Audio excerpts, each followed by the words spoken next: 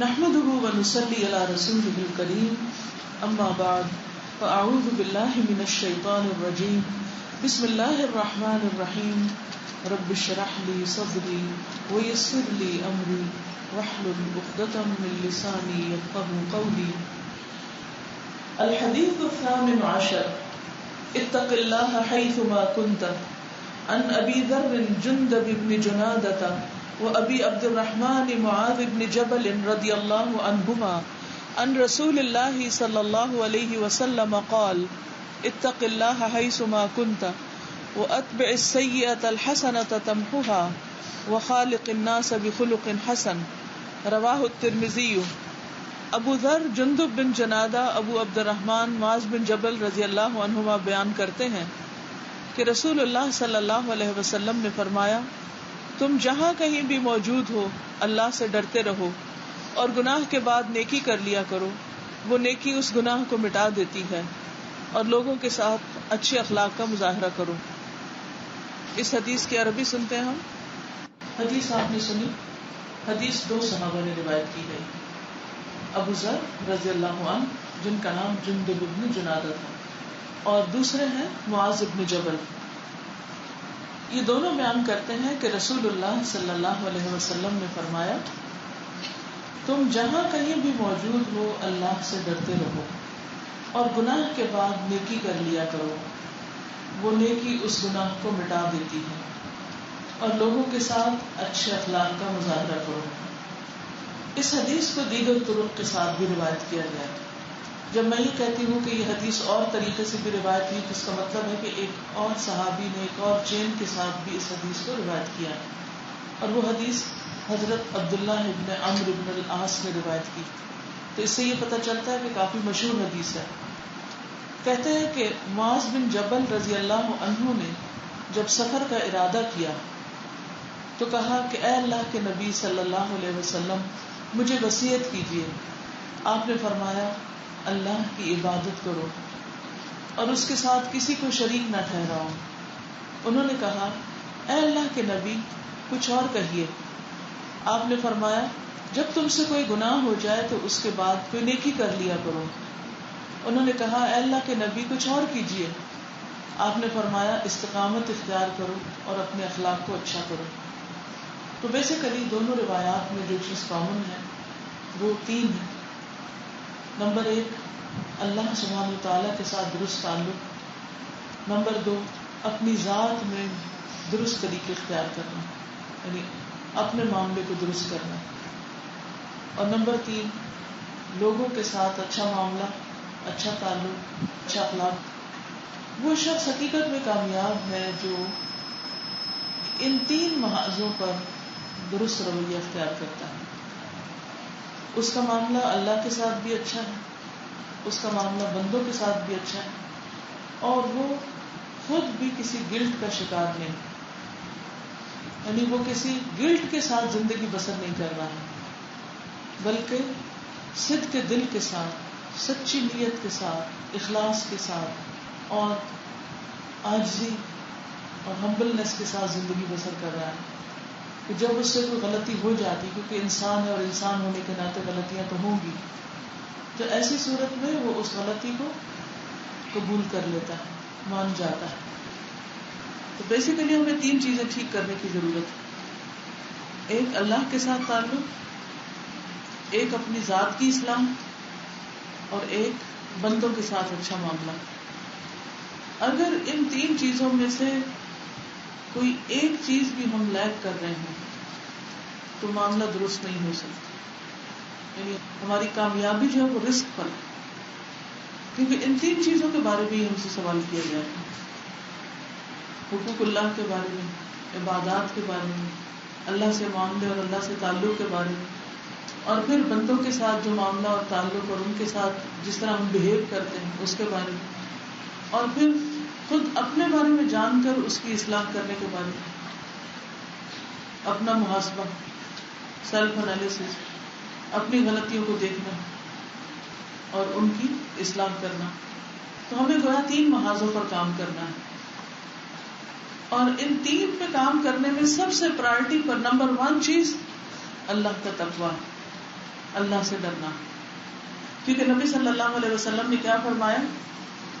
اتق اللہ حیث ما کنت، اللہ سے ڈرو جہاں بھی تم ہو. حیث ما کنت، جس بھی جگہ پر ہو، لوگوں کے سامنے ہو یا تنہا ہو، گھر میں ہو، بازار میں ہو، ہاں تمہارے آس پاس لوگ ہوں یا نہ ہو، ہر جگہ اللہ سے ڈرو. اور جب انسان اللہ سے ڈرتا ہے تو پھر اس وقت اس کے سارے کام ٹھیک ہونے لگتے ہیں، سیدھے ہونے لگتے ہیں. اور دوسری چیز یہ ہے کہ وَأَتْبِعِ السَّيِّئَةَ الْحَسَنَةَ تَمْحُهَا، برائی کو بھلائی سے بدل دو. گناہ ہو جائے اس کے بعد اچھا کام کر لو.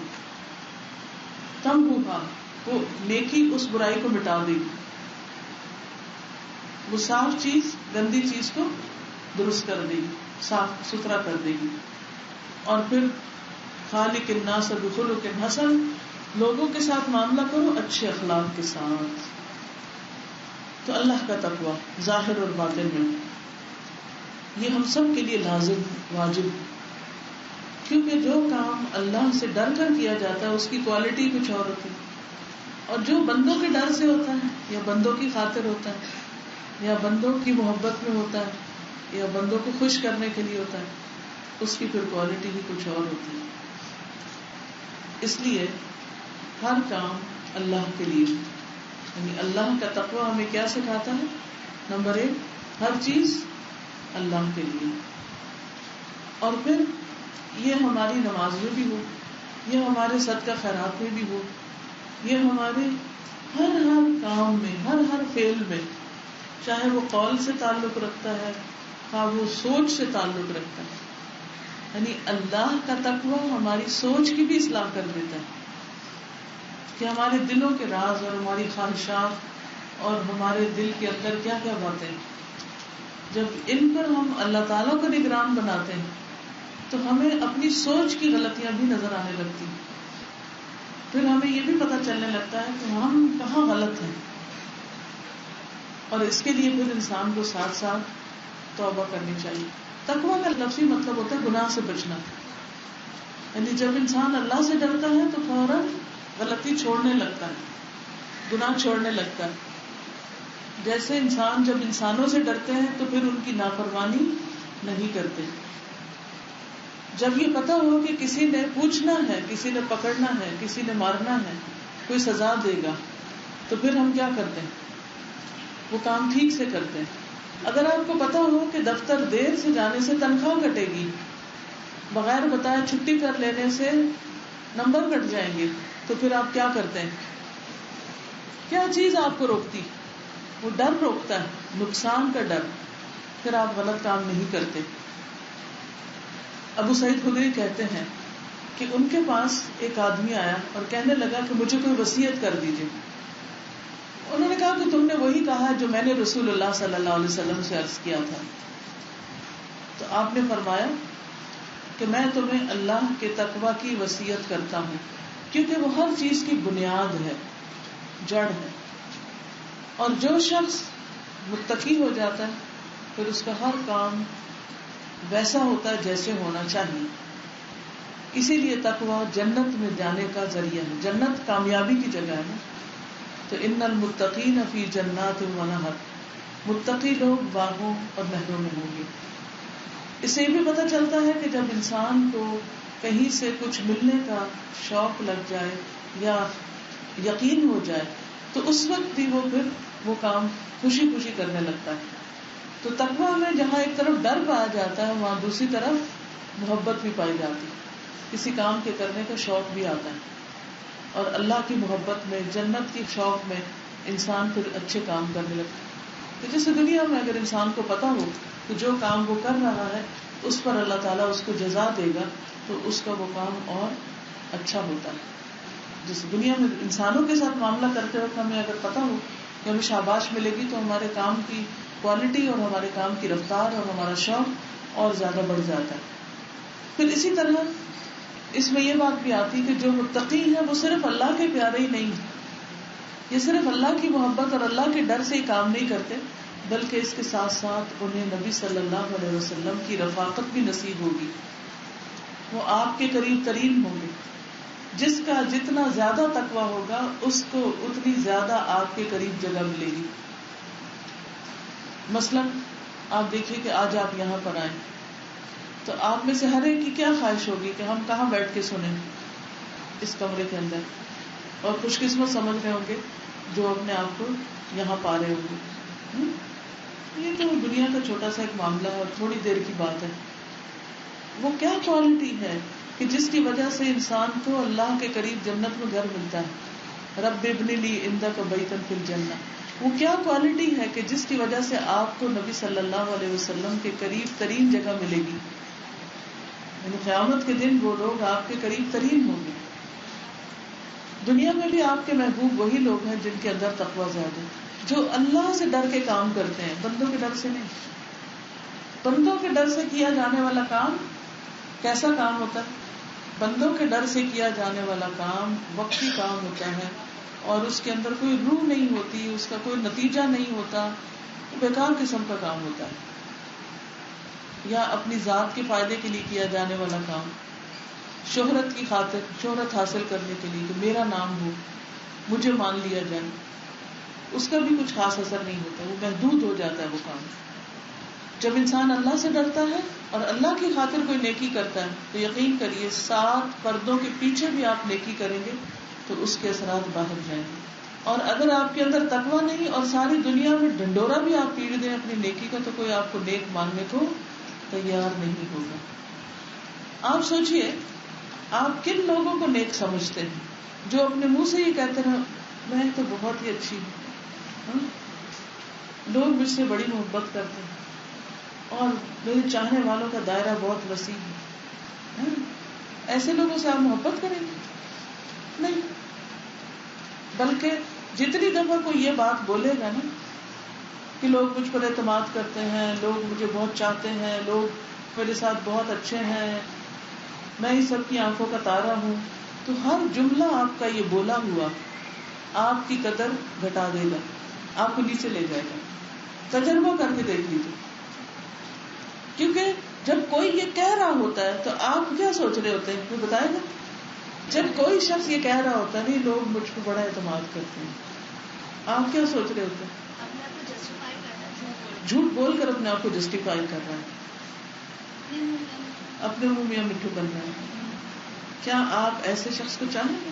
تو کس قدر سلی باتیں ہیں یہ, کس قدر حماقت کی باتیں کہ انسان اپنے منہ اپنی تعریف آپ کرنے لگے اور اپنے آپ کو پروجیکٹ کرنے لگے. ایسے شخص کی کوئی عزت نہیں ہوتی. عزت کس کی ہے اور سب سے زیادہ عزت کس کی ہے؟ ان اکرمکم عند اللہ اتقاکم. سب سے زیادہ عزت اس کی ہے جو سب سے زیادہ اللہ سے ڈرتا ہے.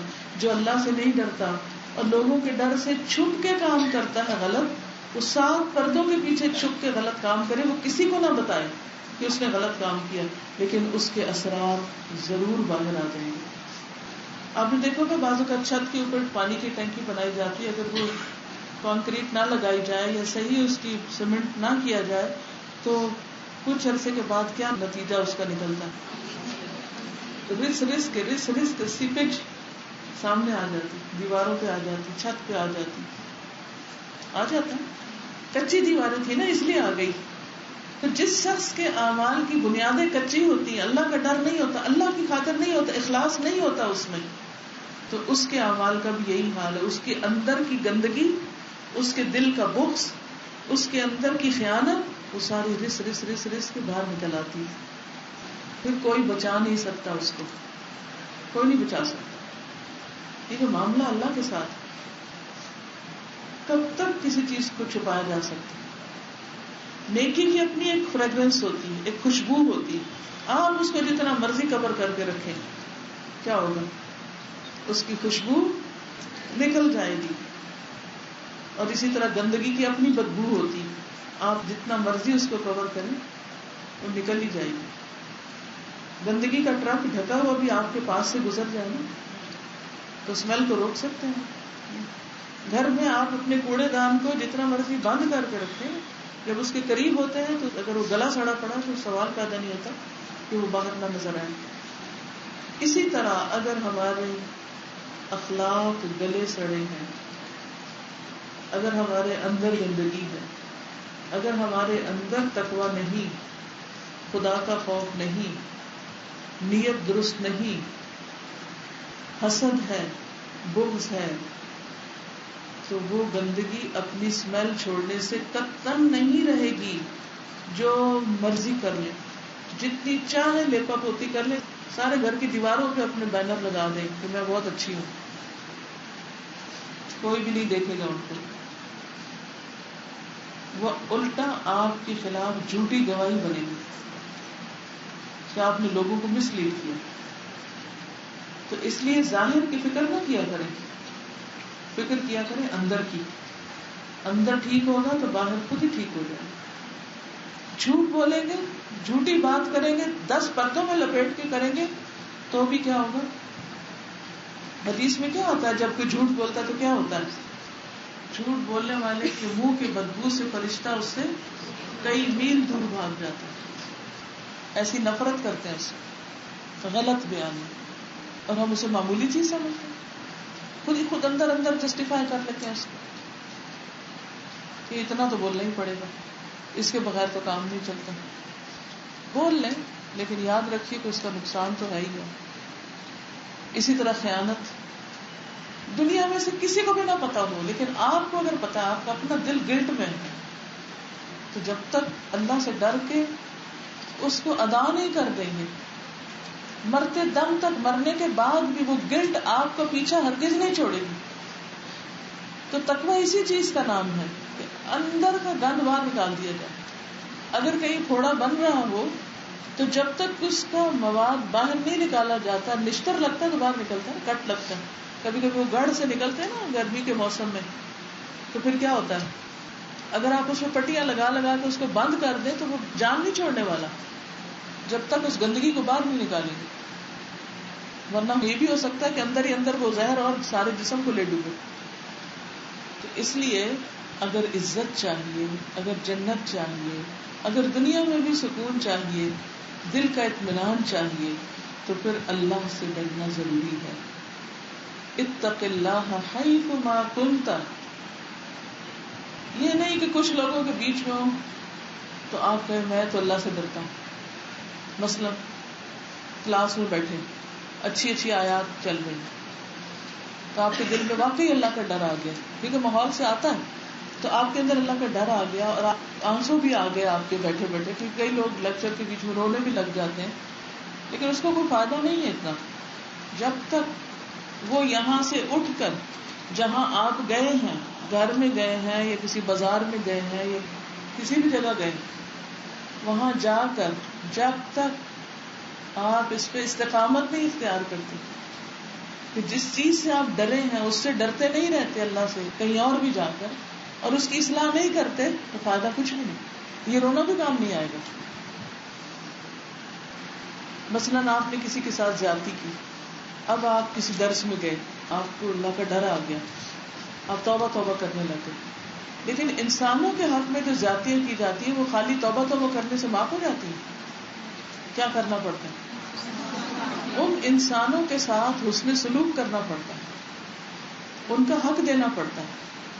اور جب تک وہ حق آپ دے نہیں چکتے، مثلا کسی کو وراثت میں حصہ مارا ہوا ہے یا ویسے ہی کچھ لیا ہوا ہے، تو جب تک وہ دے نہیں چکتے اس وقت تک آپ متقی ہو نہیں سکتے.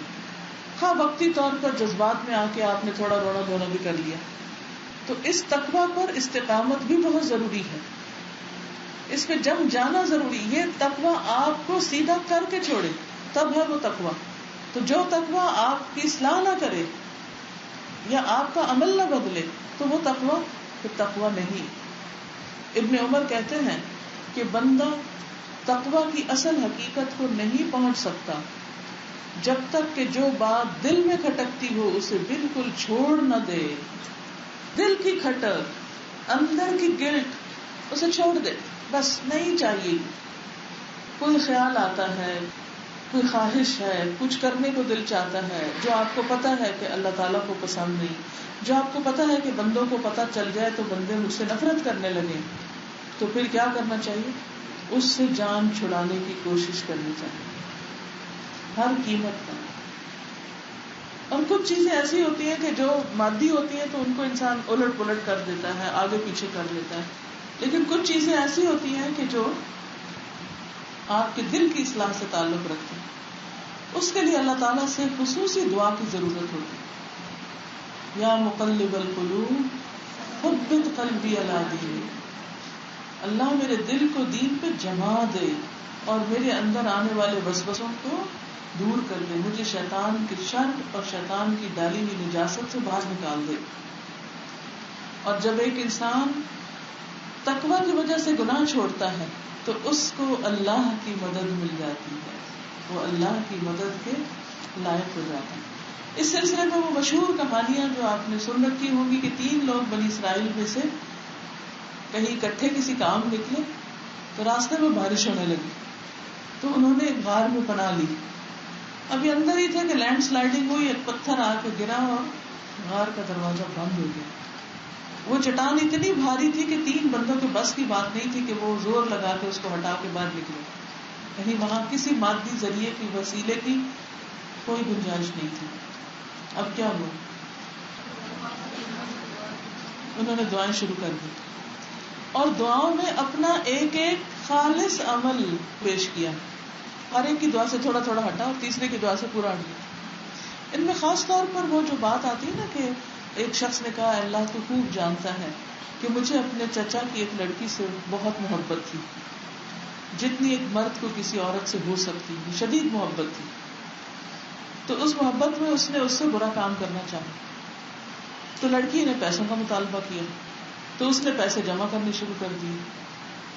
اور جب اس نے وہ پیسے اس کو دے دیے اور اس سے خواہش پوری کرنے لگا تو اس نے کہا اللہ سے ڈرو، اللہ کا تقوی اختیار کرو اور اس مہر کو ناجائز طریقے پہ مت توڑو، یعنی میرے ساتھ حرام کام مت کرو.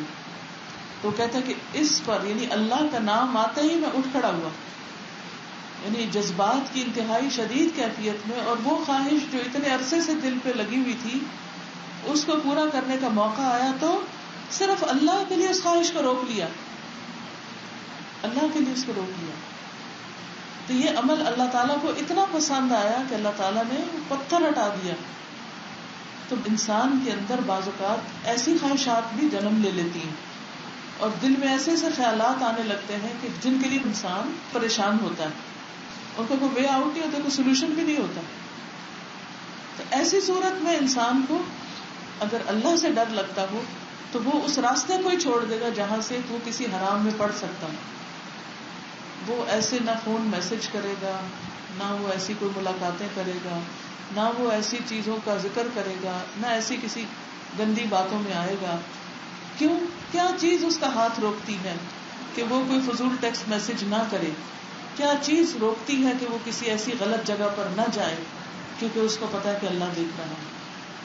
میرے ماں باپ نہیں پڑھیں گے، میرا رب پڑھ لے گا. کوئی اور مجھے کچھ کہنے والا نہیں، لیکن میرا رب دیکھتا ہے. تو کوئی بھی معاملہ ہو اس میں اللہ سے ڈرنے کی ضرورت ہے. حیث ما کنت، کہیں بھی ہو، مشرق میں ہو، مغرب میں ہو، امریکہ میں ہو، پاکستان میں ہو، گھر میں ہو، بازار میں، کہیں بھی ہو، اللہ سے ڈرو. کچھ لوگ کیا کرتے ہیں اپنے ملک میں یا سعودی عرب جاتے ہیں تو کیسے لباس پہن لیتے ہیں، فل لبایا، اور جب امریکہ جاتے ہیں تو کیا کرتے ہیں. یہ صرف پاکستانی قوم کی حالت نہیں، ہر مسلمان قوم کے اندر یا ملک کے اندر اس قسم کی مثالیں موجود ہیں. مجھے اکثر ڈفرینٹ ایئر لائنز پر سفر کرنے کا اتفاق ہوا ہے. جب ان کے ملک سے چلتے ہیں تو لباس اور ہوتے ہیں، جب اترتے ہیں تو لباس اور ہوتے ہیں. تو میں سوچتی ہوں کہ زمین بدلی ہے، اللہ تعالیٰ تو وہی ہے، اللہ تو وہی ہے. یہ لباس کیوں بدل گئے، رنگ کیوں بدل گئے، یہ انداز کیوں بدل گئے؟ بندوں کا ڈر ہے اس لیے.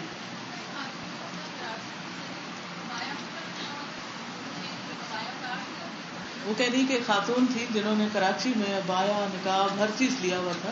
جب لاہور ایئرپورٹ پہ اتری تو انہوں نے سب کچھ اتار دیا. تو انہوں نے ان سے پوچھا کہ آپ نے ایسا کیوں کیا؟ تو انہوں نے کہا کہ کراچی میں میرے سسر وغیرہ ہیں وہ بہت مائنڈ کرتے ہیں, لیکن لاہور میرے ماں باپ مجھے کچھ نہیں کہتے. تو واقعی کچھ لوگ ایسا پردہ بھی کرتے ہیں کہ جہاں کسی دیندار بندے کو دیکھا وہاں جلدی جلدی منہ کور کرنے لگ گئے یا اپنے آپ کو چھپانے لگ گئے. جہاں کسی دنیا دارانہ مجلس میں گئے تو اللہ کا ڈر پیچھے گئے. تو کیا اللہ نہیں دیکھتا؟ الم یعلم بان اللہ یرا, کیا اس کو نہیں پتا کہ اللہ دیکھ رہا؟ تو اس لیے اتق اللہ حیث ما کنت, اللہ سے ڈرو جہاں بھی ہو. پھر اسی طرح جو شخص تقوی اختیار کرتا ہے تو اللہ سبحانہ وتعالی اس کی مدد کرتا ہے کہ وہ بندوں کے حقوق ادا کر سکے. بعض اوقات کسی کا قرضہ دینا ہوتا ہے, بعض اوقات کسی کا کوئی حق دینا ہوتا ہے, مزدوری دینی ہوتی ہے, اچانک کوئی حادثہ ہوتا ہے, انسان پیمنٹس نہیں کر سکتے. جیسے آپ نے دیکھا ہوگا کہ بعض اوقات ایک دم بزنس بیٹھ جاتا ہے اور لوگوں کی سیلریز ڈیو ہوتی, اب وہ دے نہیں پا رہا, بندہ ہے ہی ہاتھ میں کچھ نہیں, اب کیا کرے؟ سچویشن سوچیے, اگر آپ کا چھوٹا سا بزنس ہے, ویسے آپ نے کوئی بوتیک بھی کھولی ہوئی ہے اور 4 درزی رکھے ہوئے ہیں اور انہوں نے کام کر دیا اور آپ نے پیمنٹ کرنی کتنے, وہ خدا نہ خواستہ اس دکان کو آگ لگ جاتی ہے اور آپ کے ہاتھ میں کچھ بھی نہیں ہے اور آپ نہیں دے پا رہے, اب کیا کریں؟ ایسے سخت سے سخت مواقع میں بھی جو بندہ اللہ سے ڈرتے ہوئے اللہ سے مدد مانگے گا کہ اللہ دیکھ میں نے آج تک حق پورا ادا کیا, میں آئندہ بھی کروں گا, تو میری مدد کر, اللہ سبحانہ وتعالیٰ اس کے لیے غیب کے خزانوں سے رستے کھول دیں گے اور اس کے لیے راہیں ہموار ہو جائیں گی. لیکن جو شخص اللہ سے نہیں ڈرتا اور لوگوں کو ستاتا ہے اور لوگوں کے ساتھ برا معاملہ کرتا ہے, تو کیا اللہ نہیں دیکھتا؟ کس کی مدد کا وعدہ کیا گیا ہے؟ اللہ کس بندے کی مدد میں ہوتا ہے؟ جو بندوں کے لیے آسانیاں پیدا کرتا ہے یا بندوں کے لیے مشکلات پیدا کرتا ہے؟ پھر جب عملی زندگی آتی ہے, جب لوگوں کے ساتھ معاملے کا وقت آتا ہے, تو پھر ہم کیا کرتے ہیں پریکٹیکلی؟ کسی سے اختلاف ہو جائے, کسی سے ناراضگی ہو جائے, کبھی ایسا تو نہیں گھر میں کیا کہ جیسے بہن کے ساتھ کوئی لڑائی ہوئی تو اٹھا کے اس کی کاپی بستروں کے نیچے چھپا دی, تنگ کرنے کے لیے, کیا ڈھونڈتی پھرے؟ ایسی حرکتیں ہوتی ہیں نا مزہ چکھانے کے لیے. کیا اس وقت ہم بھول جاتے ہیں کہ اللہ دیکھ رہا ہے, اللہ کو سب پتا ہے؟ ہم لوگوں کے سامنے سب بہانے کر سکتے ہیں لیکن اپنے آپ سے نہیں بچ سکتے, اللہ کی پکڑ سے نہیں بچ سکتے. تو جو یہ چاہتا ہے کہ اللہ اس کی مدد کرے, اسے کیا کرنا چاہیے؟ بندوں کی مدد کرنا شروع کر دے, اس کے راستے آسان ہو جائیں گے. اور اس کے برعکس جو شخص اکیلے میں اللہ سے نہیں ڈرتا, کیونکہ بعض معاملے کسی کو نہیں پتہ ہوتے, صرف آپ کو پتہ ہوتے. تو نبی صلی اللہ علیہ وسلم نے فرمایا, میں ان لوگوں کو جانتا ہوں جو قیامت کے دن تہامہ کے پہاڑوں کے برابر نیکیاں لے کر آئیں گے, بڑے بڑے نیک کام کیے ہوں گے, لیکن اللہ تعالیٰ ان کو اس غبار کی طرح کر دے گا جو اڑ جاتا ہے. ساری نیکیاں آندھی کی طرح اڑ جائیں گی. صبان نے عرض کیا, اے اللہ کے رسول صلی اللہ علیہ وسلم, ان لوگوں کا ہم سے حال بیان کر دیجئے اور کھول کر بیان کیجئے تاکہ ہم لا علمی سے ان لوگوں میں نہ ہو جائیں, کہ ہم نہیں ان میں سے ہونا چاہتے جن کی نیکیاں ساری ختم ہو جائیں. آپ نے فرمایا, وہ لوگ تمہارے بھائیوں میں سے ہیں, تمہاری قوم میں سے, اور رات کو اسی طرح عبادت کریں گے جیسے تم عبادت کرتے ہو, لیکن وہ لوگ جب اکیلے ہوں گے تو حرام کاموں کا ارتکاب کریں گے, یعنی لوگوں کو بتائے بغیر غلط کاموں کا ارتکاب کریں. ایسے لوگ ہاں بڑی بڑی نیکیاں لے کر جائیں, ان کی وہ نیکیاں بھی برباد ہو جائیں. تو تقویٰ اس چیز کا نام نہیں کہ انسان ایک طرف بڑے بڑے نیک کام کر لے اور دوسری طرف پھر بھی چھپ چھپا کے خیانت کرے, غیبت کرے, حرام کام کرے, کسی بھی قسم کا حرام, چاہے وہ جان سے کرنے والا, جسم سے کرنے والا کوئی حرام کام ہو جیسے زنا وغیرہ, چاہے وہ کھانے پینے سے متعلق ہو کہ لوگوں کے سامنے تو حلال کھائے لیکن تنہائی میں حرام بھی کھا جائے, چاہے وہ مال سے متعلق ہو, روپے پیسے سے متعلق ہو, کسی بھی معاملے سے. تو تقویٰ کی کیا سمجھ آ رہی ہے کہ بس صرف اللہ سے ڈرنا, جب کوئی بھی نہ ہو اس وقت بھی ڈرنا, کیونکہ لوگوں کی نظریں ہمیں بہت سی چیزوں سے روک دیتی ہیں نا. ہمیں ہوتا کہ بھائی لوگوں کو پتہ چل جائے گا تو پھر کیا کریں گے, نہیں لوگوں کو نہ پتا چلے. اور بعض اوقات ہم لوگوں سے چیزیں چھپانے کے لیے کیا کیا کرتے ہیں, کیا کیا کر رہے ہوتے ہیں. مثلاً کوئی بتائے گا؟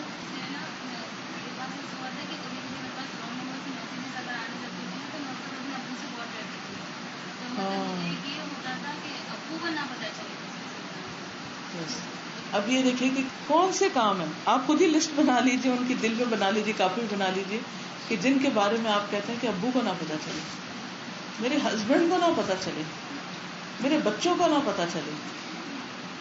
وہ کون سے کام؟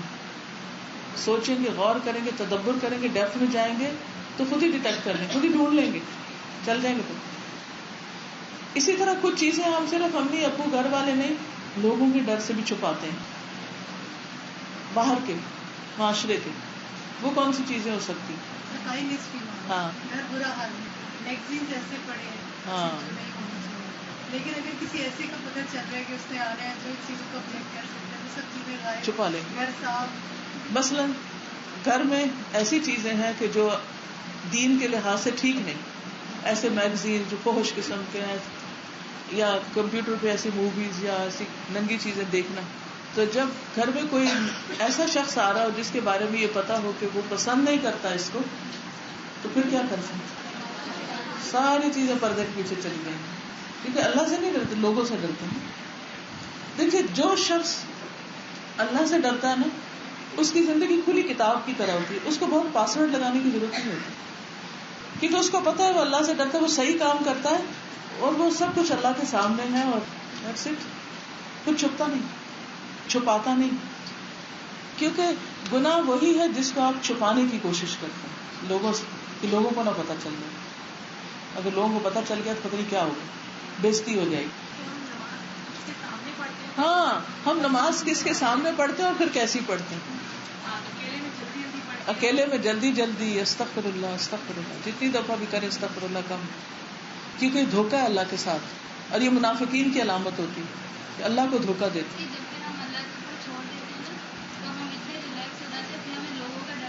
بالکل, جب اللہ سے ڈر کے ہم اچھے کام کرتے ہیں تو پھر لوگوں کا ڈر ہی نہیں ہوتا. تو تقویٰ کا تقاضا کیا ہے؟ سب سے پہلے ہم اپنا عقیدہ درست کریں, ہر کام اللہ کے لیے کریں, پھر اللہ کے ذکر کی جگہوں میں دل لگائیں. نبی صلی اللہ علیہ وسلم نے فرمایا ہے کہ اے میرے بھائی, اپنے اوپر مسجد کو لازم کر لو, کیونکہ میں نے نبی صلی اللہ علیہ وسلم کو فرماتے سنا, مسجد ہر متقی کا گھر ہے, یعنی اس کو مسجد میں مزہ آتا ہے. آپ کو کہاں آتا ہے؟ آپ کو کہاں اچھا لگتا ہے؟ قرآن کلاس میں دل لگتا ہے نا, محبت ہوتی, اس لیے چھٹی کرنے کا سوچ بھی نہیں سکتے. ایسے ہی شریح الحارثی کہتے ہیں کہ ایک مرتبہ میں نے حضرت عائشہ سے پوچھا, کیا نبی صلی اللہ علیہ وسلم دیہات جاتے تھے, گاؤں جاتے تھے؟ انہوں نے فرمایا ہاں, ان ٹیلوں تک جاتے تھے, یعنی آؤٹ اسکرٹس میں. ایک مرتبہ انہوں نے کسی دیہات میں جانے کا ارادہ کیا تو صدقہ کے جانوروں میں ایک قاصد کو بھیجا, اور اس میں سے مجھے ایک ایسی اونٹنی عطا فرمائی جس پر ابھی تک کسی نے سواری نہیں کی تھی.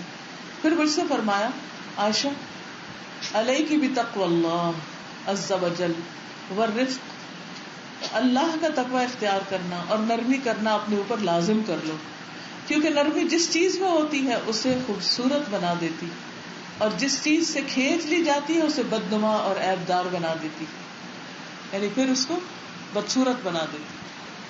تو جس معاملے میں, جس کام میں, جس رویے میں, جس انسان میں نرمی نہ ہو, وہ چاہے بظاہر کتنا ہی خوبصورت ہو, لوگوں کو اس کی شکل قطعاً خوبصورت نظر نہیں آتی.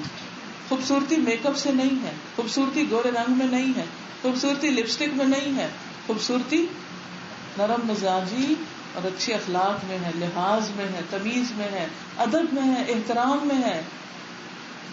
اگر آپ کسی کو تانے دے رہے ہیں, خواہ آپ زیور سے لدے ہوئے ہوں, کوئی آپ کی طرف دیکھنا پسند نہیں کرے گا. ویسے تو اللہ کی بنائی ہوئی ہر شکل خوبصورت ہے, لیکن لوگوں کے لحاظ سے اگر ایک معمولی شکل جس کو کہتے ہیں, ہنستا مسکراتا چہرہ, نرم معاملہ, اخلاص, اندر کی محبت, یہ چیزیں لوگوں کے دل کھینچ لیں گی.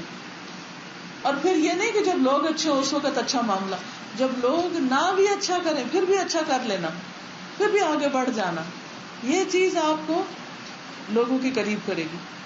اور خصوصاً خادموں کے ساتھ جو آپ کے تحت کام کرتے ہیں، جو عمر میں، رتبے میں، سٹیٹس میں آپ سے کم ہیں، ان کے ساتھ جب اچھا کریں. کیونکہ کچھ لوگ اپنے سے بڑوں کے ساتھ تو اچھا کرتے ہی، ان کی عزت، تعریف، خوشامد سب کچھ کریں کیونکہ بڑے. ہم جس سے متاثر ہوتے ہیں اس سے بھی اچھا ہی کرتے ہیں.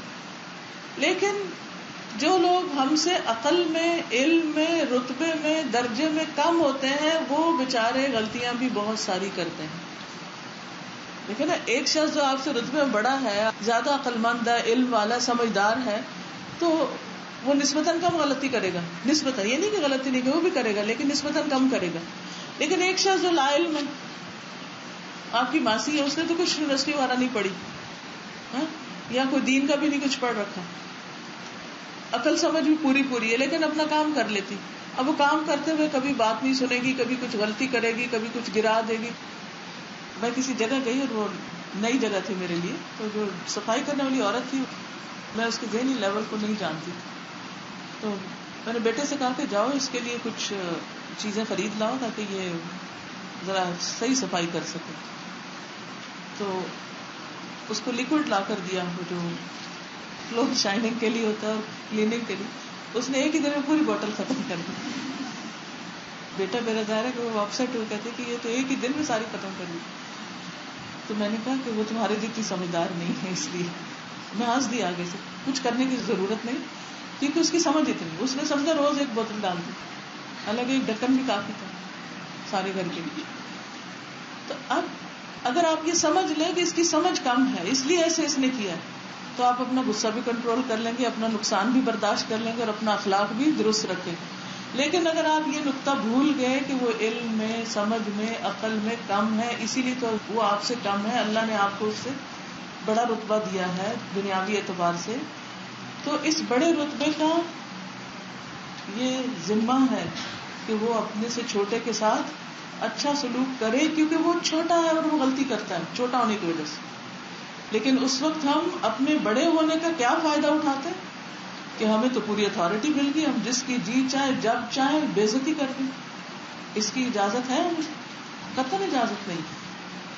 تو ہر بندے سے معاملہ کرتے وقت اپنے آپ کو نہیں دیکھا کریں کہ آپ کون ہیں. آپ تو جو ہیں سو ہیں، یہ دیکھا کریں جو سامنے والا ہے وہ کون ہے. یاد رہے، نبی صلی اللہ علیہ وسلم کی سنت یہی ہے، وہ سامنے والے کو دیکھ کے معاملہ کرتے تھے. یہ نہیں کہتے تھے میں اللہ کا رسول ہوں اس لیے مجھے حق ہے کہ میں جس کے ساتھ جو جی چاہے کروں، کیونکہ میں تو اللہ کا محبوب ہوں. یس، obviously یہ تو بچے ہیں اور بچے ایسے ہی ہوتے ہیں، اس لیے ہمیں ان کے ساتھ بچہ نہیں بننا.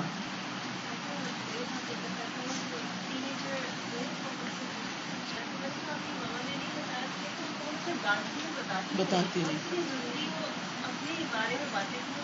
اور یہ حقیقت ہے کہ بچے ماں باپ سے سوال کیوں نہیں کر پاتے؟ ڈر کی وجہ سے. یہ ڈانٹ دیں گے، یہ نہیں سنیں گے، یہ ماریں گے، یہ برداشت نہیں کر پائیں گے. اور اگر ان کو پتا ہو ماں کچھ نہیں کہتی تو سب سے پہلے ماں کو آ کے بتائیں گے. اور آپ اس چیز کو اتنا انجوائے کریں گے اگر بچے آپ پر یوں اعتماد کریں اور بڑی سے بڑی غلطی آ کے آپ کو بتائیں. میں نے اپنے بیٹے کو 2-3 دفعہ رات کے وقت گاڑی نکالنے سے منع کیا. میں نے کہا کہ رات کو اجازت نہیں تمہیں باہر نکلنے کی. تو ایک دن اس کا کوئی دوست آیا تو اس نے کہا مجھے چھوڑ دو. تو مجھے اس نے ٹیکسٹ کر دیا کہ میرے سونے کا وقت تھا، ٹیکسٹ کر دیا کہ میں دوست کو چھوڑنے جا رہا ہوں. اتنے میں راستے میں گاڑی کا ایکسیڈنٹ ہو گیا، گاڑی گڑھے میں جا گری. شکر ہے نہر کے اندر نہیں گری، اللہ نے بہت بچا لیا. ساتھ کی گاڑی سے ایکسیڈنٹ نہیں ہوا، آگے سے ٹکر نہیں، کچھ نہیں. کافی پھر وہ لمبا چوڑا پروسیجر، پولیس کو بلایا گیا اور کئی چیزیں جو ہوتی ہیں ایکسیڈنٹ کے بعد. رات کو 1 بجے گھر آیا، میرا ہی دروازہ نوک کیا، اندر آیا. میں نے نہیں اس وقت کچھ پوچھا کیونکہ نہ میں اپنی نیند خراب کرنا چاہتی تھی نہ اس کی. صبح نماز کے بعد ہماری عادت ہے ہم نماز کے فوراً بعد اکٹھے بیٹھتے ہیں. نماز کے بعد میرے پاس آیا تو میں نے پوچھا رات دیر سے کیوں آئے تھے؟ کہا کہ کچھ ہو گیا تھا. میں نے کہا کیا ہوا تھا؟ اس نے اطمینان کے ساتھ ساری ڈیٹیل مجھے بتا دی کہ یہ ہوا. اور میں نے صرف انا للہ کہا اور ایک لفظ میں بھی ڈانٹا نہیں، کیونکہ جو ہونے والی چیز ہے وہ ہو چکی. اور اس وقت اس نے بتایا کہ وہ دوست بھی گاڑی میں بیٹھا ہوا تھا، اور اس دوست نے جب اپنی والدہ کو فون کیا کہ میں جس کے ساتھ آ رہا ہوں یا جس گاڑی میں آ رہا ہوں اس گاڑی کا ایکسیڈنٹ ہو گیا، تو کہتے اس کی ماں نے شور مچا دیا، ایک پینک ہی کریٹ کر دی، اور جو عام طور پہ مائیں ہنگامہ کرتی ہیں. اس میں بتانا یہ مقصود نہیں کہ میری کوئی خاص تعریف کی ضرورت ہے، یہ کچھ بتانا یہ مقصود ہے کہ بڑے سے بڑے حادثے کے موقع پر آپ کو یہ دیکھنا کہ اب اس کو ڈیل کیسے کرنا ہے. جو ہو گیا وہ ہو گیا، وہ واپس نہیں آ سکتا، اور اس سے آئندہ کے لیے کیا سبق لینے. اس نے خود ہی سبق نکال لیا کہ ایسا نہیں کرنا مجھے، اب ایسا نہیں کرنا اور ایسا نہیں کرنا. وہ باتیں جو ہم 10 دفعہ بتاتے ہیں اور بعض اوقات بچے نہیں سمجھتے، وہ جب تک غلطی کر نہ لیں، تجربہ کر نہ لیں، اس وقت تک وہ سیکھتے نہیں ہیں.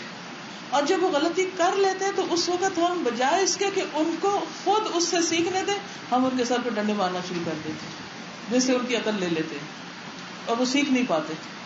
تو یہ کچھ چیزیں جو ہمارے چھوٹے بچے ہوں، ہمارے ساتھی ہوں، سب آرڈینیٹس ہوں، کوئی بھی ہوں، جب وہ غلطی کر رہے ہوں، کر چکے ہوں، تو اس کو بڑے حوصلے اور صبر کے ساتھ لینے کی ضرورت ہوتی. اس وقت چیخ پکار فائدہ نہیں دیتی. استاذہ میرے ہسبینڈ آرمی میں ہیں، تو وہ اس سے میں پھر بیٹھ کے بات کر رہے تھے، تو انہوں نے شیئر کیا کہ جب انڈکشن ہوتی ہے آرمی میں، تو جو سپاہی جو ہے سولجرز، وہ جب انڈکٹ ہو کے آتے ہیں تو ہر باکس آف لائف سے آتے ہیں، اور اس میں وہ ایسے بھی لوگ ہوتے ہیں بعض دفعہ کے جو بالکل ان پڑھ جاہل ہوتے ہیں، جن کو کچھ پتا نہیں ہوتا کیا کرنا ہے، بیسکس کا نہیں پتا ہوتا. تو ابھی آفیسر جو ہے ان کی ٹریننگ کرتے ہیں. اب اس میں جو آفیسرس ہیں ان کی بھی 2 کیٹیگریز بن جاتی ہیں. ایک تو وہ کیٹیگری ہوتی ہے کہ جو ان کے تھوڑے سے کسی بھی بلنڈر کی وجہ سے ایک دم سے وہ ریئیکٹ کرتے ہیں، ان کو ڈانٹ ڈپٹ کرتے ہیں اور بہت زیادہ سختی کا معاملہ کرتے ہیں. اور میرے ہسبینڈ کا یہ کہ وہ تھوڑے الحمدللہ پیشنس ہے ان کے اندر زیادہ، تو وہ کہتے ہیں کہ جب میرے پاس ایسا کوئی کیس آتا ہے، جب وہ اس طرح کی کوئی بلنڈر یا کوئی ایسا کوئی بھی اس طرح کا کام کرتے ہیں کہ جو لگتا ہے کہ بس بالکل اب تو کچھ ہو ہی نہیں سکتا، تو کہتے ہیں بہت حوصلے سے میں ان کی بات سنتا ہوں اور بہت ہی محبت سے اور پیار سے ان کی تربیت کرتا ہوں. اب اس کا فائدہ پھر یہ ہوتا ہے کہ آگے لانگر رن میں جا کے جب یہ سارے آپریشن ایریاز میں جاتے ہیں اور جہاں ان کو ان کی سپورٹ کی ضرورت پڑتی ہے، تو وہ لوگ کہ جن کو ڈانٹ ڈپٹ جن کے ساتھ کی گئی ہوتی ہے تو وہ ظاہر دل میں گرج پا لیتے ہیں اور وہ انٹینشنلی کوشش کرتے ہیں کہ چاہنے کے باوجود یعنی جو کر سکتے ہیں کیپیسٹی میں جو چیز ہوتی ہے پھر بھی وہ کوشش کرتے ہیں کہ سپورٹ نہ کریں. اور جو دوسری کیٹیگری ہے جن کی تربیت کی گئی ہوتی ہے وہ پھر کیا کرتے ہیں کہ اتنا زیادہ سپورٹ کرتے ہیں اور اتنی وہ جان لٹانے کے لیے باقاعدہ تیار ہو جاتے ہیں. وہ کہتے ہیں کہ آپ نے ہمارے ساتھ فلاں وقت میں ہماری اتنی بڑی غلطی کو، یعنی وہ ریئلائز کرتے ہیں اس چیز کو کہ اس وقت میں آپ نے جب ہمارا اتنا بڑا قصور تھا آپ نے معاف کر دیا، تب آپ بتائیں کہ آپ کو جس چیز کی ضرورت ہے ہم جس طرح سے چاہیں گے آپ کو ہم سپورٹ کریں گے. نبی صلی اللہ علیہ وسلم نے فتح مکہ کے دن کیا کیا تھا؟ سعد بن عبادہ نے کہا کہ آج تو جنگ کا دن ہے، آج تو کعبہ کو حلال کرنے کا دن ہے. تو نبی صلی اللہ علیہ وسلم کو بتایا گیا تو آپ نے جھنڈا ان کے ہاتھ سے لے کر ان کے بیٹے کو دے دیا کہ نہیں آج تو رحمت کا دن ہے، آج تو معاف کرنے کا دن ہے. تو اس سے کیا پتہ چلتا ہے کہ ہمارا دین ہمیں کیا سکھاتا ہے؟ معاف کرنا، درگزر کرنا، اعتماد میں لینا، تاکہ جو اپنا نہیں وہ بھی اپنا بن جائے، نہ کہ جو اپنا ہے وہ بھی غیر ہو جائے. تو اسی لیے اس میں ہم دیکھتے ہیں کہ تقویٰ کا معاملہ صرف یہ نہیں ہے کہ انسان اللہ سے ڈر کے صرف اپنی ذات کا کوئی گناہ دور کر دے، وہ لوگوں سے معاملہ کرتے وقت بھی ہو. اور پھر اس کے بعد یہ ہے کہ انسان خادموں کے ساتھ اچھا سلوک کرے، جانوروں کے ساتھ اچھا معاملہ کرے جو بے زبان ہیں. خادم تو پھر کسی وقت بول پڑیں گے لیکن جانور تو نہیں بولتے، وہ اپنا حق کہاں سے لیں گے؟ وہ اللہ سے فریاد کریں گے. پھر اسی طرح عدل کرنا، کیونکہ عدل کرنے والے تقویٰ کے قریب ہوتے ہیں. اعدلوا هو اقرب للتقویٰ. صلہ رحمی کرنا، اتقوا اللہ وصلوا ارحامکم. احسان کرنا، جیسے طلاق کے موقع پر. اب طلاق کا موقع ایک تو میاں بیوی کے درمیان طلاق ہوتی ہے اور ایک کسی بھی 2 بندوں کے درمیان کوئی بزنس کا اشتراک ہے یا کسی بھی چیز کا، تو اس میں بھی جدائی اور علیحدگی ایک طلاق ہی کی قسم ہوتی ہے. تو اس موقع پر کیا کرنا چاہیے؟ یہاں کیسے تقویٰ کا اظہار کرنا چاہیے؟ قرآن مجید میں آتا ہے وَإِن طَلَّقْتُمُوهُنَّ مِن قَبْلِ أَن تَمَسُّوهُنَّ وَقَدْ فَرَضْتُمْ لَهُنَّ فَرِيضَةً فَنِصْفُ مَا فَرَضْتُمْ إِلَّا أَن يَعْفُونَ او یعفو الذی بیدہ عقدۃ النکاح وان تعفوا هو اقرب للتقوی. اور اگر انہیں ہاتھ لگانے سے پیشتر طلاق دے دو مگر ان کا حق مہر مقرر ہو چکا ہو تو طے شدہ حق مہر کا نصف ادا کرنا ہوگا، چاہے وہ ملینز ہو. ہاتھ بھی نہیں لگایا بیوی کو تب بھی دینا ہوگا کیونکہ نام جو لگ گیا تھا اس کا. اللہ یہ کہ وہ عورتیں از خود معاف کر دیں یا وہ مرد جس کے اختیار میں عقد نکاح ہے فراخ دلی سے کام لے، یعنی شوہر معاف کر دے. اور اگر تم درگزر کرو، مردوں کو کہا جا رہا ہے تم درگزر کرو تو یہ تقوی سے قریب تر. تو انتعفوا هو اقرب للتقوی، غلطیوں کو معاف کرنا تقوی کی علامت. اسی طرح وعدے پورے کرنا، اسی طرح خوشحالی اور تنگ دستی میں خرچ کرنا، یہ بھی تقوی کی علامت ہے. اللہ تعالیٰ کے احکامات کو پسند کرتے ہوئے احسن کام کرنا، پھر حق کی تصدیق کرنا. والذی جاء بالصدق وصدق به اولئک هم المتقون، وہ شخص جو سچی بات لایا اور جس نے اس کی تصدیق کی یہی لوگ متقی ہیں. یعنی صدیقین جو ہیں وہ متقی بھی ہیں. پھر قرآن و حدیث کے آگے اپنی آواز پست کر لینا، اللہ رسول کی بات کے سامنے سر تسلیم خم کر دینا. قرآن مجید میں آتا ہے ان الذین یغضون اصواتهم عند رسول اللہ اولئک الذین امتحن اللہ قلوبهم للتقوی لہم مغفرۃ واجر عظیم. جو لوگ اللہ کے رسول کے حضور اپنی آوازیں پست رکھتے ہیں یہی لوگ ہیں جن کے دلوں کو اللہ نے تقوی کے لیے جانچ لیا ہے، ان کے لیے بخشش اور اجر عظیم ہے. بخشش اور اجر عظیم. جو اللہ کی بات سنے اور کہیں آمنا وصدقنا، رسول اللہ صلی اللہ علیہ وسلم کی بات سنے اور کہیں آمنا وصدقنا، ہم نے اس کو سچ مانا، ہماری اپنی مرضی کوئی چیز نہیں. پھر تقوی کی ایک علامت یہ کہ اپنے شر سے لوگوں کو بچانا. پھر بے نیاز اور مخفی رہنا، مشہور ہونے کی کوشش نہ کرنا، شہرت کی طلب نہ کرنا. کیونکہ رسول اللہ صلی اللہ علیہ وسلم نے فرمایا اللہ اپنے بندے سے محبت کرتا ہے جو متقی اور غنی ہے اور پوشیدہ رہنے والا ہے. یعنی اچھا کام کر کے اس کو دکھانے کی خواہش نہیں اس میں کہ لوگ میرا لوہا مان لیں. تو اللہ سبحانہ وتعالیٰ ایسے تقوی والوں سے محبت کرتا ہے. اور پھر یہ بھی ضروری ہے تقوی اختیار کرنے کے لیے کہ جن کے اندر تقوی ہے ان سے دوستی کی جائے تاکہ ہمارے اندر بھی تقوی آئے. پھر لباس میں تقوی. لباس میں تقوی کیا ہوتا ہے؟ ساتر لباس پہنا جائے. مثلاً ایسا سکارف نہ پہنا جائے کہ جس سے گردن بھی ننگی ہو رہی اور بال بھی جھلک رہے ہوں، یہ تقوی کے خلاف ہوگا. ایسا سکارف نہ پہنا جائے کہ جس میں سکارف پہن کے ایک پلہ اٹھا کے منہ ڈھانک لیا جائے اور پورا آدھا سینہ اور اس کی پوری شیپ بازار میں نظر آ رہی. یہ اکثر نقاب کرنے والے غلطی کرتے ہیں. الگ کپڑے کا نقاب نہیں لگاتے یا الگ نقاب نہیں پہنتے اور کیا کرتے ہیں اسی پلو کا نقاب بناتے ہیں جس کی وجہ سے سینہ لازمن ننگا ہوتا ہے، لازمن ڈھک سکتا ہی نہیں. کیونکہ اگر وہ اتنا لمبا تو ہوتا نہیں کہ وہ یہاں تک نیچے سینہ اور یہاں پسلی تک نقاب آئے اور پھر وہ اوپر جا کے پھر وہ ڈھکے. تو یہ سٹائل جو ہے سکارف لینے کا یہ تقوی کے خلاف ہے کیونکہ سینہ ڈھانکنے کا خاص طور پر اللہ نے حکم دیا. اس کے لیے بڑی آسان سی چیز ہے اور وہ کیا، جس رنگ کا سکارف پہنا ہوا ہے، بلیک ہے بلو ہے، اسی رنگ کا ایک 4-6 انچ کپڑا لے اور اس کے پیچھے الاسٹک لگائیں اور نقاب پہلے پہن لیں اور اس کے اوپر سکارف لے لیں، کوئی مسئلہ ہی نہیں. جو مرضی کرتے ہیں، کھائیں پیئیں کچھ کریں، سینہ بھی ڈھکا رہے گا اور سکارف بھی سامنے رہے گا. چاہے بٹن سے لگا لیں چاہے الاسٹک سے لگا لیں، کچھ بھی کر لیں. لیکن جب آپ وائٹ سکارف خاص طور پر پہنے یا کسی بھی رنگ کا تو شیشے کے آگے روشنی میں دیکھیں اپنے آپ کو، جھلک تو نہیں رہے. اگر ننگا ہو رہا ہے تو وہ حدیث یاد کر لیا کریں، بلکہ لکھ کے لگا لیں اپنے آئینے پر کہ وہ عورتیں جنت میں نہیں جا سکیں گی اور جنت کی خوشبو نہیں پا سکیں گی جو لباس پہن کے بھی ننگی رہیں. تو یہ دونوں چیزیں ننگے ہونے میں آتی ہیں، دونوں چیزیں ننگے ہونے میں آتی ہیں، چاہے باریک ہو چیز چاہے ٹائٹ ہو. پھر اسی طرح زبان کی حفاظت، پھر رزق کی تلاش میں میانہ روی اختیار کرنا، مال کا صحیح استعمال کرنا، یہ سب تقوی کی علامتیں ہیں. پھر فرمایا وَأَتْبِعِ السَّيِّئَةَ الْحَسَنَةَ تَمْحُهَا، برائی کے بعد نیکی کر لو، وہ اس کو مٹا دے گی. یعنی جو غلطیاں ہوگی اب اپنی اصلاح کر لو. جیسے نماز ہے، اقم الصلاۃ طرفي النهار وزلفا من الليل ان الحسنات يذهبن السيئات. اور دن کے دونوں کناروں میں نماز قائم کرو اور رات کی کچھ گھڑیوں میں بھی، بے شک نیکیاں برائیوں کو لے جاتی ہیں. پھر گناہ کے بعد نیکی کرنا گناہوں کو دور کر دیتا ہے. گناہ کے بعد نیکی کرنا گناہوں کو دور کر دیتا ہے. پھر اسی طرح برائیوں کو دور کرنے کا کیا مطلب ہے؟ نمبر 1، نامہ اعمال سے وہ مٹ جاتے ہیں گناہ.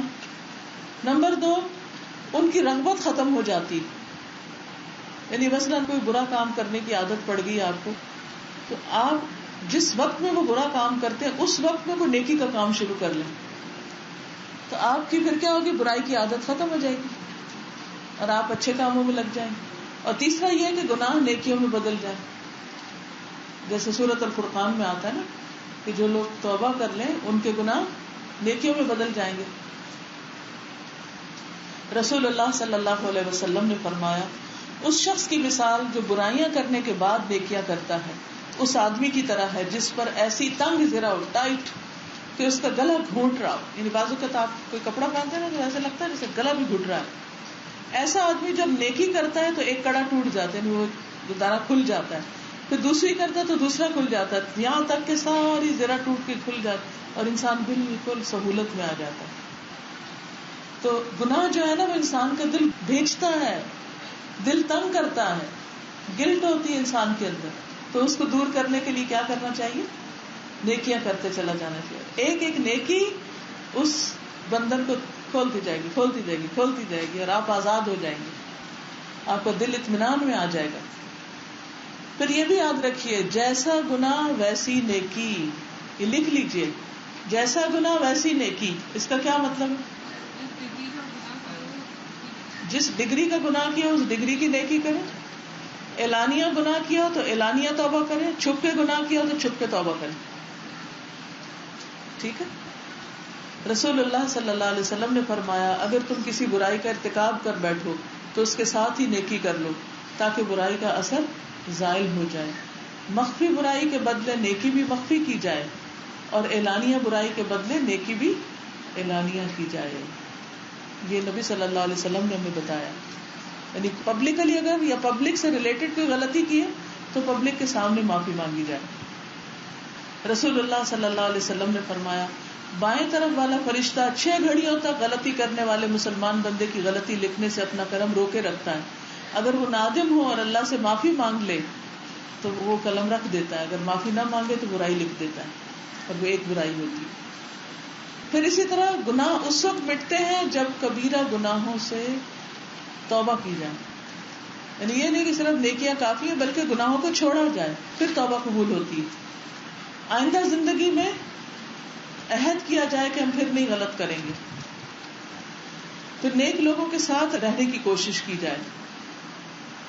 جیسے 99 لوگوں کا قاتل جو تھا وہ نیک لوگوں کی ملاقات کے لیے جا رہا تھا تو اس کی راستے میں ڈیتھ ہو گئی اور اس کی بخشش ہو گئی. تو نیکی کی مجلس میں جانا، نیک لوگوں سے ملاقات کرنا، یہ اتنے بڑے فائدے کی چیز ہے. کبھی سوچا آپ نے؟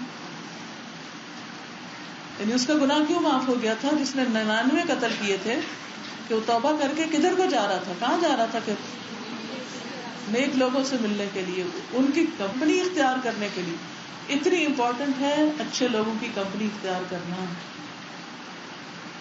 پھر توحید کا اقرار، لا الہ الا اللہ، لا الہ الا اللہ.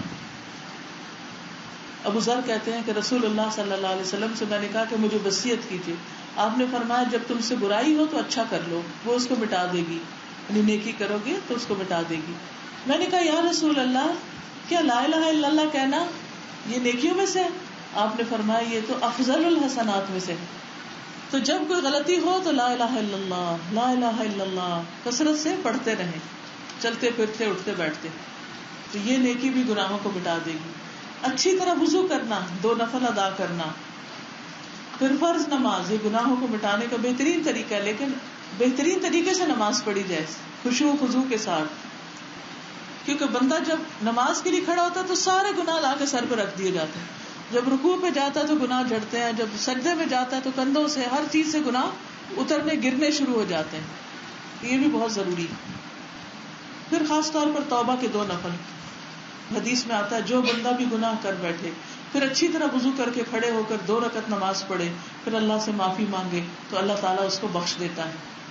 پھر آدھی رات کی نماز فرمایا صدقہ کرنا اور آدھی رات کو انسان کا نماز پڑھنا گناہوں کو دور کر دیتا ہے. مسجد کی طرف جانا، نماز کا انتظار کرنا، رمضان اور لیلۃ القدر کا قیام کرنا، روزے رکھنا، حج اور عمرہ کرنا، صدقہ کرنا، راستے سے تکلیف دہ چیز ہٹانا، والدین کے ساتھ نیکی کرنا، ان کا دل خوش کر دینا، یہ سب گناہوں کو مٹانے والی چیز ہے. اور مجالس ذکر میں شرکت کرنا، جیسے اس مجلس میں جہاں اللہ کا ذکر ہو رہا ہے ایسی مجلسوں میں جانا بھی گناہوں کو معاف کرنے کا ذریعہ بنتا ہے. رسول اللہ صلی اللہ علیہ وسلم نے فرمایا جب کوئی جماعت اکٹھی ہو کر اللہ کا ذکر کرتی اور اس سے اس کا مقصد صرف اللہ کی رضا ہوتی تو آسمان سے ایک منادی آواز لگاتا ہے کہ تم اس حال میں کھڑے ہو کہ تمہارے گناہ معاف ہو چکے اور تمہارے گناہ نیکیوں میں بدل دیے گئے. تو روزانہ کلاس میں آنا اور پھر پڑھنا یہ بھی گناہوں کی معافی کا ذریعہ بنتا. تو روز ایسے نہیں لگتا جب نکلتے لگتا دھل گئے پھر جا کے کچھ گڑبڑ کر جاتے. تو یہ سلسلہ ساری زندگی ختم نہ ہو، یہاں آنا ختم ہو تو آپ اپنے گھر پہ ایسی مجلس کر لیں، کبھی ہمسائے میں چلے جائیں، لیکن زندگی بھر کے لیے اس نیکی کو لازم کر لیں کہ اچھی مجلسوں میں شریک ہونا، نیکی کی مجلسوں میں. پھر توبہ استغفار. پھر کچھ خاص اذکار ہیں جو گناہوں کی معافی کا ذریعہ بنتے ہیں. جو آدمی یہ کہتا ہے لا الہ الا اللہ واللہ اکبر والحمد للہ وسبحان اللہ ولا حول ولا قوۃ الا باللہ، تو یہ جملہ پڑھنا جو ہے یہ پچھلے گناہوں کی معافی کا ذریعہ بنتا ہے. خاص طور پر رات کے وقت اگر آپ کی آنکھ کھلے تو اس وقت آپ پڑھیں لا الہ الا اللہ وحدہ لا شریک لہ لہ الملک ولہ الحمد وہو علی کل شیء قدیر سبحان اللہ والحمد للہ ولا الہ الا اللہ واللہ اکبر ولا حول ولا قوۃ الا باللہ العلی العظیم. پھر نماز کے بعد کی تسبیحات سبحان اللہ الحمد للہ اللہ اکبر، پھر دن میں 100 بار سبحان اللہ وبحمدہ پڑھنا، اس سے سمندر کی جھاگ برابر گناہ معاف ہو جاتے ہیں. پھر سوتے وقت دعا کرنا اور پھر لباس پہننے کے بعد دعا کرنا، اس سے بھی گناہ معاف ہوتے ہیں. کھانا کھانے کے بعد بھی دعا سے گناہ معاف ہو جاتے ہیں. نبی صلی اللہ علیہ وسلم نے فرمایا جو یوں کہے کھانا کھا کر الحمدللہ الذی اطعمنی ھذا ورزقنیہ من غیر حول منی ولا قوۃ، جو یہ دعا پڑھ لیتا ہے تو اس کے پچھلے گناہ معاف ہو جاتے ہیں. کھانا کھایا ہے پھر اللہ کو یاد کیا تو گناہوں کی معافی مل جاتی ہے. تیسری اور آخری چیز ہے وخالق الناس بخلق حسن، لوگوں سے اچھے اخلاق سے پیش آؤ، کیونکہ نبی صلی اللہ علیہ وسلم کو اچھے اخلاق کی تکمیل کے لیے بھیجا گیا. ایسے لوگ اللہ کے محبوب ہوتے ہیں، اللہ تعالیٰ ان سے محبت کرتا ہے جو اچھے اخلاق رکھتے ہیں. پھر یہ کہ یہ بہترین عمل ہے جو میزان میں بہت بھاری ہے، یہ عمل میزان میں بہت بھاری ہے، یعنی حسن اخلاق، اور دنیا کی بہترین دولت ہے. قیامت کے دن نبی صلی اللہ علیہ وسلم کے سب سے قریب لوگ وہ ہوں گے جو اخلاق میں اچھے ہوں گے. نبی صلی اللہ علیہ وسلم نے فرمایا لوگوں کو سب سے زیادہ کثرت کے ساتھ جنت میں اللہ کا تقوی اور حسن اخلاق لے کر جائے گا. یعنی جو شخص یا جو لوگ اللہ کے ساتھ اپنا معاملہ درست کر لیتے ہیں اور اچھا اخلاق اختیار کرتے ہیں ان کا کیا ہوگا؟ جنت میں جائیں گے. حسن اخلاق کا مطلب کیا ہے؟ نمبر 1 لوگوں کو تکلیف نہ دینا. اور اگر آپ کی نیت یہ ہو کہ میں دوسرے کو زج کروں، کیا یہ اچھا اخلاق ہے؟ کئی لوگ کوئی جا رہا ہو تو راستے میں ٹانگ اڑا دیتے ہیں. کبھی آپ نہیں کھیل کھیلے، بچے عام طور پہ کرتے ہیں تو گر پڑتے ہیں تو پھر وہ رونے لگتے ہیں تو یہ ٹانگ اٹکانے والا ہنسنے لگتا ہے کہ اوہ مزہ آ گیا نا. جی کوئی بیٹھنے لگے تو چیئر گھسیٹ لیتے ہیں. اس قسم کے بےہودہ مذاق یا بےہودہ قسم کی باتیں جو ہیں انتہائی اخلاق سے گری ہوئی چیزیں. اور کیا کرتے ہیں؟ لوگوں کو کس کس چیز سے تکلیف دی جاتی؟ دین کی طرف آنے والے بہت دور چلے جاتے ہیں اگر ہم بد اخلاقی برتتے ہیں اور دوسروں کو تکلیف دیتے ہیں. کسی کے جوتے پہن کے چلے جانا، کسی کی سیٹ پہ بیٹھ جانا. استاذہ بلی کرنا. یس میں ایک رپورٹ پر پڑھی تھی کہ انڈیا میں بہت سے ینگسٹرز نے اس وجہ سے سوئسائڈ کر لی کہ جب وہ کالجز میں جاتے ہیں تو اتنا بری طرح ان کو بلی کیا جاتا ہے. بالکل انہوں نے اپنے آپ کو بات کیا. طنز کرنا، ٹانٹ کرنا، کوئی بھی طریقہ. دوسری چیز حسن اخلاق کیا ہے؟ لوگوں پہ سخاوت کرنا، یعنی ان کو ان کے حق سے زیادہ دینا. نمبر 3 ان کی پہنچائی ہوئی تکلیفوں پر صبر کرنا. یعنی بعض اوقات دوسرے اچھے نہیں ہوتے تو ہمیں پھر بھی اچھا بننا ہے. یہ ہے حسن اخلاق. کیونکہ ہم کیا جسٹیفائی کرتے ہیں کہ اس نے میرے ساتھ یہ کیا تو مجھے بھی کرنا. اور نمبر 4 خندہ پیشانی سے بات کرنا, ہنس کے بات کرنا, مسکرا کے بات کرنا. دوبارہ دوہرائیں. نمبر 1 کسی کو تکلیف نہیں دینا. نمبر 2 لوگوں کی سخاوت کرنی, اپنی طرف سے چیزیں دیتے رہنا. نمبر 3 لوگوں کی پہنچائی تکلیف پہ صبر کرنا. نمبر 4 خندہ پیشانی سے پیش آنا. سب سے افضل اسلام یہی ہے کہ انسان کسی کو اپنے ہاتھ سے زبان سے تکلیف نہ دے. حضرت ابو ہریرہ سے مروی ہے کہ ایک جگہ کچھ لوگ بیٹھے ہوئے تھے تو نبی صلی اللہ علیہ وسلم ان کے پاس جا کر کھڑے ہوئے.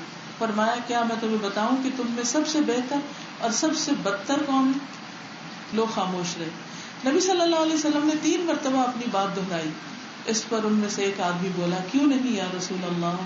آپ نے فرمایا تم میں سب سے بہتر وہ ہے جس سے خیر کی امید ہو اور اس کے شر سے امن ہو, اور سب سے بدتر وہ ہے جس سے خیر کی توقع نہ ہو, جس سے خیر کی توقع نہ ہو اور اس کے شر سے امن نہ ہو.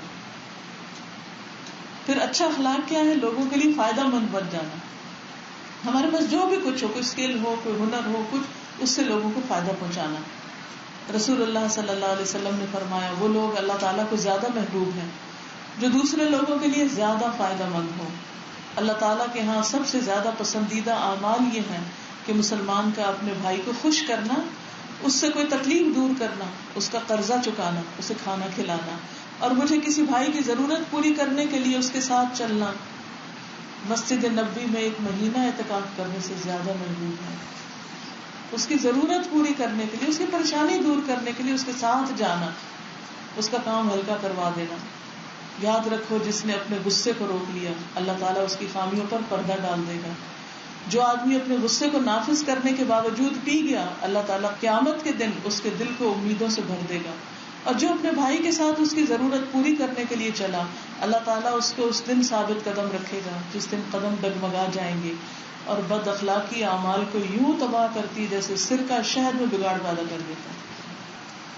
پھر اسی طرح دوسروں کی ضرورتیں پہچان کے مدد کرنا. یہ نہیں کہ جب کوئی کہے کہ میری مدد کرو اس وقت, بلکہ خود سے ہی اندازہ کر لینا کہ کسی کو کس کس چیز کی ضرورت ہوگی.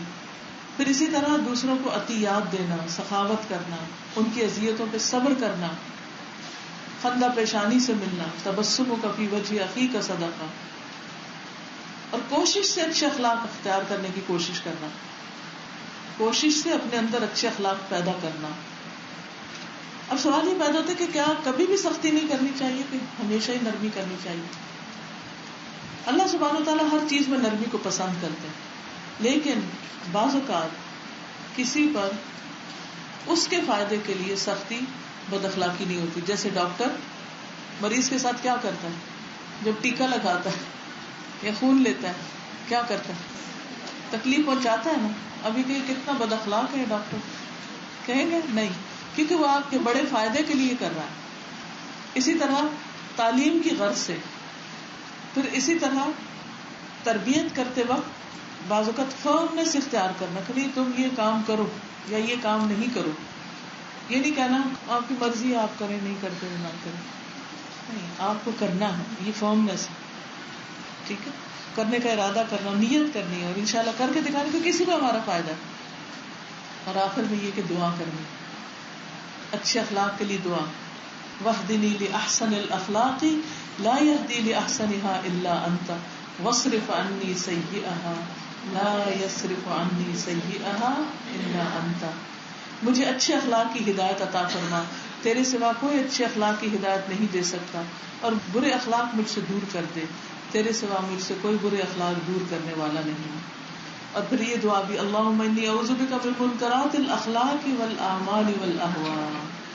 نبی صلی اللہ علیہ وسلم یہ دعا پڑھا کرتے تھے, اے اللہ میں تجھ سے برے اخلاق, برے اعمال اور بری خواہشات سے پناہ مانگتا ہوں, کیونکہ بعض خواہشات انسان کو لے ڈوبتی, کیونکہ خواہش نفس کے مقابلے میں انسان بہت کمزور اور ڈھیلا پڑ جاتا ہے.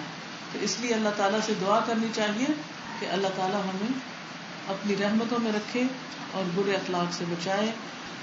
جیسے آج بات ہو رہی تھی کہ فارمنس بھی دکھانی ہے, ظاہر وہ بھی ضروری ہوتی ہے, لیکن یہ مسلسل ہم نے آج کے لیکچر میں سنا اور مسلسل ہم پڑھتے آ رہے ہیں آدمی سے خندہ پیشانی سے بات کرنا، اخلاق سے بات کرنا، تو یہ بڑی فائن سی لائن ہے. اس کو سمجھنے کی ضرورت ہے کہ ہمیں کام بھی کروانا ہے، ہمیں ڈسپلن بھی رکھنا ہے، فارمنیس بھی رکھنی ہے، لیکن مسکراتے ہوئے کرنا نا. مثلا جیسے ہم کہیں ڈیوٹی پہ کھڑے ہیں، ہمیں لوگوں کو بٹھانا ہے، تو ایک طریقہ ہے کہ اور ایک طریقہ آپ بتائیں تشریف رکھیں یہاں بیٹھیں، ان شاء اللہ میں آپ کی جگہ بتا دوں. کام تو دونوں طریقوں سے ہو جائے گا. یہ نبی قسم کی سیرت سے انشاءاللہ سیکھنا. دوسری چیز تو آپ نے کہا تھوڑا سا اس کی وضاحت اگر کریں مزید کہ جیسے یہ تھا کہ جب اعلانیہ گناہ ہو یا اعلانیہ غلط بات ہو تو اعلانیہ اس کو پھر نیکی کرنا. مثلا اگر میں یہاں بیٹھ کے کسی کو بلا وجہ ڈانٹ دوں تو مجھے سب کے سامنے معافی مانگنی چاہیے. استاذہ میں ایک آرٹیکل میں پڑھ رہی تھی کہ 1943 میں ابراہم میسلو ایک سائیکالوجسٹ تھا. اس نے اپنی ایک تھیسس لکھا جس میں اس نے بتایا کہ انسان کی 5 قسم کی ضروریات ہوتی ہیں، ہائرارکی آف نیڈس. اور اس پہ اس نے وہ لکھا کہ سب سے پہلی جو نیڈ ہے وہ انسان کی اس کی سوشل نیڈس ہے، پھر اس کے ساتھ اس کی سائیکولوجیکل نیڈس ہے، پھر اس کے ساتھ اس کی سیکورٹی نیڈس ہے. جب یہ 3 نیڈس اس کی پوری ہو جاتی ہیں تو پھر اس کے بعد اس کی اسٹیم نیڈ آتی ہے جس میں کچھ نہ کچھ اپنی ذات کی طرف متوجہ ہونا شروع ہو جاتا ہے. اور پھر جب اس سے بھی گزر جاتا ہے تو پھر اس کی جو آخری نیڈ ہے سیلف ایکچولائزیشن ہے جس میں اس کا کنسرن اپنی ذات کی طرف رہتا ہے. اس بات کی اس کو بالکل یہ پرواہ نہیں ہوتی کہ لوگ اس کے بارے میں کیا اوپینین رکھتے ہیں. ہمارا سارا فوکس اس بات پہ ہوتا ہے کہ لوگ مجھے اچھا سمجھیں، لوگوں کی نظر میں پاپولر ہو جائے. جی، اور ہر ایک کی آنکھ کا دائرہ پہنچے. جیسے تو استاذہ نے کہا تو یہ چیزیں ہمیں ہمارا دین تقریباً 1400 سال پہلے ہمارے دین میں رسول اللہ صلی اللہ علیہ وسلم نے سب کچھ بتا دیا. صرف یہ ہے کہ یہ جو ایسی چیزیں آتی ہیں اس کو بہت زیادہ سمجھنے کے دیکھیے انہوں نے کتنی زبردست 5 لیولز بتائے ہیں جبکہ سب کچھ ہمارے دین میں سے موجود ہے. جزاکم اللہ خیر. اللہ تعالیٰ سب کو، مینجمنٹ کرنے والوں کو، آنے والوں کو اور تکلیف اٹھا کے بیٹھنے والوں سب کو اجر عظیم عطا فرمائے اور ہماری اس مجلس سے برکت ڈالے اور ہمارے حال کی اصلاح کرے. وآخر دعوانا الحمد للہ رب العالمین. سبحانک اللہم وبحمدک اشہد ان لا الہ الا انت استغفرک واتوب الیک. السلام علیکم ورحمۃ اللہ وبرکاتہ.